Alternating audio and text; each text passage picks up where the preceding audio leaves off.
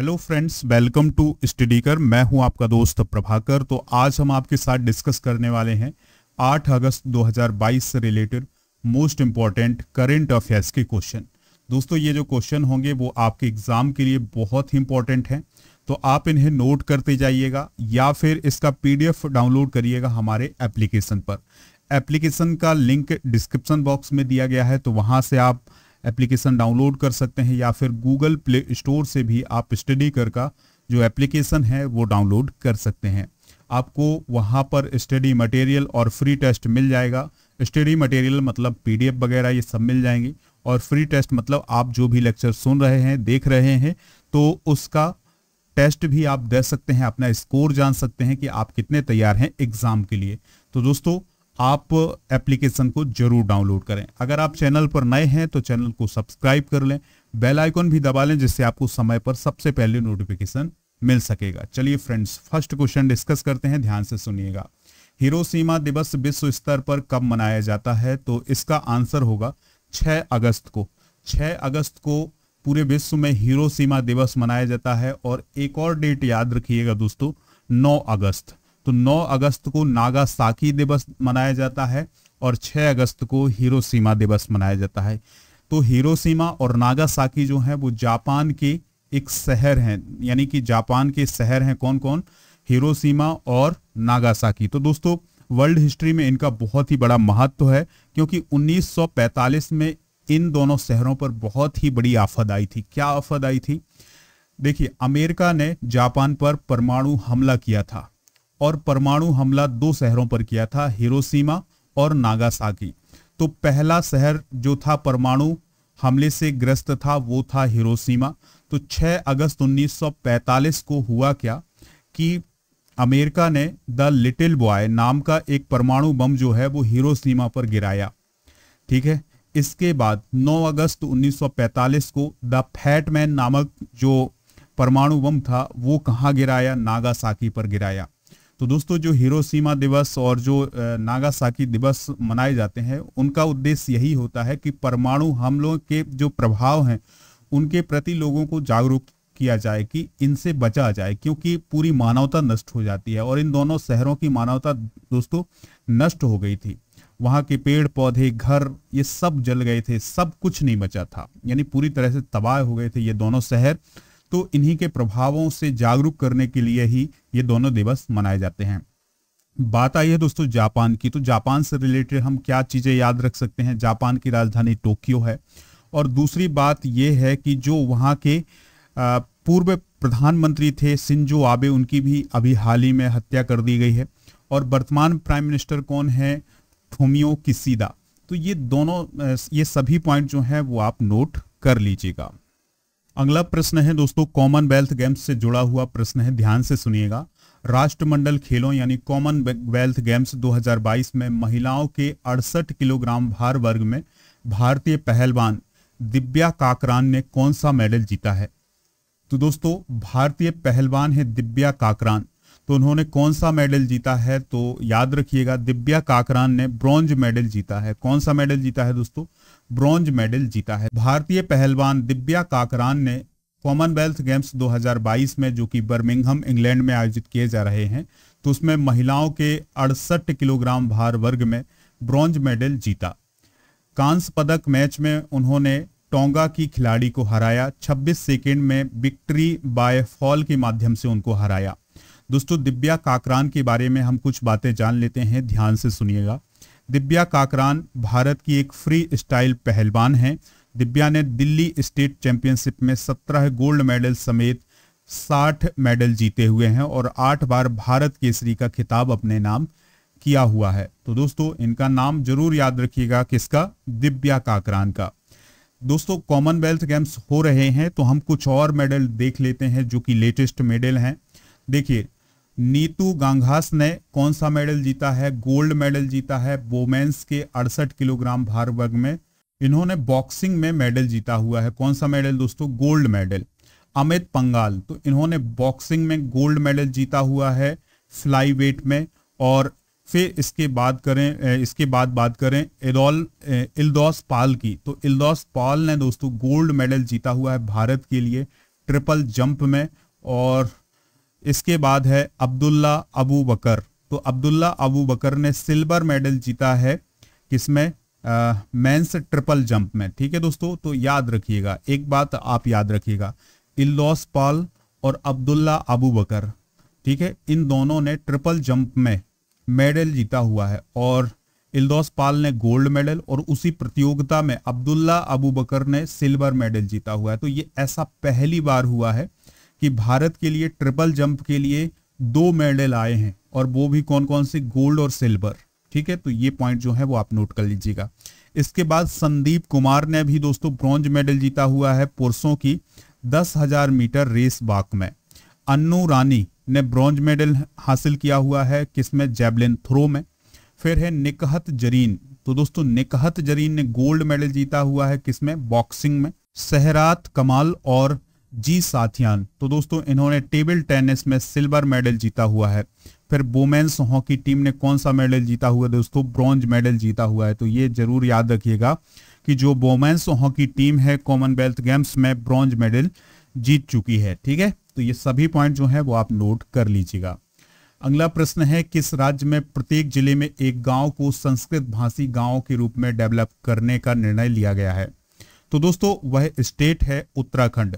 चलिए अब इसको समझ लेते हैं, पहले प्रश्न समझते हैं, फिर इसके बाद आगे इसका डिटेल देखेंगे। देखिए, जो पुष्कर सिंह धामी हैं उत्तराखंड के चीफ मिनिस्टर, तो उनके द्वारा एक निर्णय लिया गया है, यानी उनकी कैबिनेट के द्वारा ये निर्णय लिया गया कि जो उत्तराखंड का प्रत्येक जिला है, तो उन सभी जिलों में एक काम किया जाएगा कि एक एक गांव ऐसा डेवलप किया जाएगा जहां के सभी लोग कौन सी भाषा बोलें, संस्कृत बोलें, यानी वो सभी लोग क्या बोलें, संस्कृत बोले। तो ऐसा काम होना है किस राज्य में, उत्तराखंड में। उत्तराखंड के चीफ मिनिस्टर जरूर याद रखिएगा कौन है, पुष्कर सिंह धामी। तो अभी 13 जिलों में ऐसा काम होने वाला है। तो ठीक है, तो 13 जिलों में एक एक संस्कृत ग्राम डेवलप किया जाएगा, यानी हर जिले में एक ऐसा गांव होगा जहां के लोग संस्कृत भाषा में ही बातचीत किया करेंगे। उत्तराखंड के एजुकेशन मिनिस्टर हैं धन सिंह रावत, तो उन्होंने कहा है कि इन गांव के निवासियों को प्राचीन भारतीय भाषा, जिसको हम संस्कृत बोलते हैं, को दैनिक बोलचाल में इस्तेमाल करने का प्रशिक्षण विशेषज्ञों के द्वारा दिया जाएगा। यानी जो विशेषज्ञ होंगे संस्कृत के, वो लोगों को संस्कृत भाषा सिखाएंगे, उनको बताएंगे कि कैसा प्रयोग करना है संस्कृत भाषा का। संस्कृत उत्तराखंड की दूसरी ऑफिशियल लैंग्वेज है और पहली है हिंदी। उत्तराखंड देश का पहला राज्य है जिसने संस्कृत को बढ़ावा देने के लिए इस पैमाने पर पहल की है। कर्नाटक राज्य में केवल एक संस्कृत भाषी गांव है, कर्नाटक में एक संस्कृत भाषी गांव है, और जो उत्तराखंड है ये पहला स्टेट होगा किस भारत का जो संस्कृत को बढ़ाने के लिए इस स्तर पर काम कर रहा है। तो कौन है चीफ मिनिस्टर उत्तराखंड के, तो वो है पुष्कर सिंह धामी, और गुरमीत सिंह जो है वो गवर्नर है कहाँ के, उत्तराखंड के। अगला प्रश्न है, हाल ही में किसने स्वदेशी रूप से निर्मित लेजर निर्देशित यानी laser guided anti tank guided missile का सफलतापूर्वक परीक्षण किया है? तो दोस्तों इस मिसाइल का सफलतापूर्वक परीक्षण किया है डीआरडीओ ने, डिफेंस रिसर्च डेवलपमेंट ऑर्गेनाइजेशन। तो दोस्तों डीआरडीओ के द्वारा अभी हाल ही में laser guided anti tank guided missile का सफलतापूर्वक परीक्षण किया गया है। और किससे किया गया है? तो दोस्तों अर्जुन से किया गया है। अर्जुन एमबीटी है, यानी एमबीटी का मतलब ये होता है, आसान भाषा में समझिएगा, कि जिससे किसी मिसाइल को लॉन्च किया जाता है। तो अर्जुन से इसका सफलतापूर्वक परीक्षण किया गया है। डीआरडीओ की बात आई है तो डीआरडीओ का फुल फॉर्म क्या होता है? Defence research and development organisation इसका फुल फॉर्म होता है। इसकी स्थापना 1958 में की गई थी। इसकी वर्तमान में 50 लेबोरेटरी हैं, यानी 50 प्रयोगशालाएं हैं, और इसका मिशन होता है भारतीय सेना के लिए अत्याधुनिक हथियार उपलब्ध कराना। ठीक है, उनको डिजाइन करना, उनको डेवलप करना, ये किसका काम होता है? डीआरडीओ का काम होता है। अगला प्रश्न है, लंगत सिंह कॉलेज किस स्टेट में है जिसकी खगोलीय प्रयोगशाला को यूनेस्को की सूची में जोड़ा गया है? तो दोस्तों जो लंगत सिंह कॉलेज है ये बिहार स्टेट में है। कहाँ है? बिहार में है, और उसकी एक खगोलीय प्रयोगशाला है, तो उसको यूनेस्को की सूची में जोड़ा जाएगा। तो यूनेस्को ने लंगत सिंह कॉलेज जो कि मुजफ्फरपुर में है, कि 106 साल पुरानी खगोलीय वेधशाला यानी एस्ट्रोनॉमिकल ऑब्जर्वेटरी को दुनिया की महत्वपूर्ण लुप्तप्राय विरासत वेधशालाओं में शामिल किया गया है। खगोलीय वेधशाला जो है, ये जो लंगत सिंह कॉलेज की खगोलीय वेधशाला है, ये भीमराव अंबेडकर बिहार विश्वविद्यालय यानी BRABU के अधीन अभी काम कर रही है। दोस्तों, पूर्वी भारत में अपनी तरह की पहली वेधशाला है और इसकी स्थापना 1916 में की गई थी। यह 123 साल पुराने कॉलेज में छात्रों को विस्तार से खगोलीय ज्ञान प्रदान करने के लिए बनाई गई थी। 1946 में कॉलेज में एक तारामंडल भी स्थापित किया गया था, जो कि शायद भारत का पहला था। विश्व धरोहर स्थल वे स्थान स्मारक क्षेत्र हैं जिन्हें यूनेस्को के द्वारा उनके सांस्कृतिक, ऐतिहासिक, प्राकृतिक या किसी अन्य महत्व के कारण विरासत स्थल में जोड़ा जाता है या विरासत की सूची में जोड़ा जाता है। बात आई है यूनेस्को की, तो यूनेस्को का फुल फॉर्म कई बार एग्जाम में पूछा गया है। तो यूनेस्को का फुल फॉर्म होता है united nation educational, scientific and cultural organisation. इसका फॉर्मेशन हुआ था 16 नवंबर 1945 को। हेडक्वार्टर कहाँ है, कई बार एग्जाम में पूछा गया, MPPSC में पूछा गया क्वेश्चन है। तो इसका हेडक्वार्टर है world heritage centre, Paris, France में। हेड कौन है दोस्तों? ऑन्द्रे एजोले जो हैं वो अभी वर्तमान में महानिदेशक हैं किसके? यूनेस्को के। अगला प्रश्न है, पंचामृत योजना किस राज्य में शुरू की गई है? तो दोस्तों, पंचामृत योजना जो है वो उत्तर प्रदेश में शुरू की गई है। कहाँ शुरू की गई है? उत्तर प्रदेश में शुरू की गई है। तो मुख्यमंत्री कौन है? योगी आदित्यनाथ। तो उन्होंने किसानों की आय दोगुनी करने के लक्ष्य को प्राप्त करने के लिए पंचामृत योजना शुरू की है। इस योजना के तहत किसान अतिरिक्त आय के लिए गन्ने के साथ तिलहन, दाल और सब्जियां उगाएंगे। इस योजना का जो मुख्य उद्देश्य है, गन्ने की उत्पादन लागत को कम करना और उत्पादकता और भूमि की उर्वरकता को बढ़ाना होता है। इस योजना का उद्देश्य पानी की बचत और गन्ने के ठूंठ और पत्तियों के अधिकतम उपयोग के माध्यम से लागत को कम करना है। दोस्तों, यह उर्वरकों और कीटनाशकों के उपयोग को कम करने में भी मदद करेगी। कौन सी योजना? पंचामृत योजना। पंचामृत योजना को लागू करने वाले किसानों को सरकार उत्तम गन्ना किसान पुरस्कार भी देगी। कौन सी सरकार? योगी आदित्यनाथ की सरकार, जो कि उत्तर प्रदेश की सरकार है।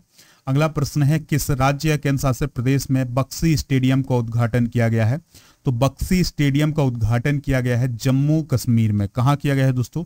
जम्मू कश्मीर में। तो 45,000 सीटों की क्षमता वाले स्टेडियम यानी बक्सी स्टेडियम का उद्घाटन जम्मू कश्मीर में किया गया है। और किसने किया है? जम्मू कश्मीर के जो उपराज्यपाल हैं मनोज सिन्हा, उन्होंने इस स्टेडियम का उद्घाटन किया है। दोस्तों, याद रखिएगा कि जो ये बक्सी स्टेडियम है ये फुटबॉल से रिलेटेड स्टेडियम है और जो फुटबॉल फीफा है उसके जो नियम है उसके आधार पर इस स्टेडियम को बनाया गया है। यानी फीफा के नियमों के आधार पर इस स्टेडियम को बनाया गया है। लागत है इसकी 40.85 करोड़ रुपए इसकी लागत है। ठीक है दोस्तों, और इसका जो काम शुरू हुआ था वो 2017 में शुरू हुआ था और 2022 में इसका काम जो है वो तैयार हो चुका है। यानी कि अब ये स्टेडियम जो है वो पूरी तरह से तैयार है और इसका उद्घाटन हो चुका है।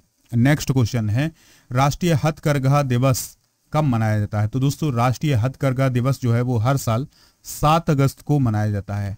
और ये दिवस कब से मनाया जाता है? 7 अगस्त 2015 से मनाया जाता है। प्राइम मिनिस्टर नरेंद्र मोदी जी ने इसकी घोषणा की थी। ठीक है, चेन्नई में इसकी घोषणा, मतलब पहला जो राष्ट्रीय हथकरघा दिवस है वो 7 अगस्त 2015 को मनाया गया था। चेन्नई में इसका उद्घाटन किया था प्राइम मिनिस्टर नरेंद्र मोदी ने। अब 7 अगस्त को क्यों मनाया जाता है? इसके पीछे का कारण है, देखिए दोस्तों, आपने 1905 में हिस्ट्री में एक घटना पढ़ी होगी, बंगाल विभाजन 1905 में हुआ था। तो इसके विरोध में हुआ क्या? इस स्वदेशी आंदोलन चला, स्वदेशी की भावना उत्पन्न हुई। स्वदेशी मतलब अपने देश का जो कुछ है वो अपने देश का उपयोग करना है, अंग्रेजों का बहिष्कार करना है।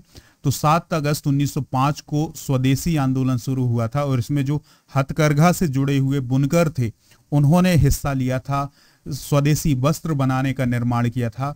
इसलिए इस दिवस को याद करने के लिए हर साल राष्ट्रीय हथकरघा दिवस मनाया जाता है। तो दोस्तों, ये बात आपको समझ में आ गई होगी।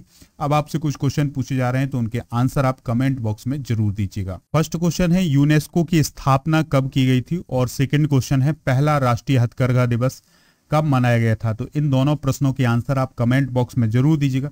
चैनल को आप सब्सक्राइब जरूर करिएगा और सभी को शेयर भी कर दें। हमारे एप्लीकेशन को भी डाउनलोड कर लें, लिंक डिस्क्रिप्शन बॉक्स में दिया गया है। तो पीडीएफ और टेस्ट के लिए आप एप्लीकेशन को जरूर डाउनलोड करें। जय हिंद, वंदे मातरम।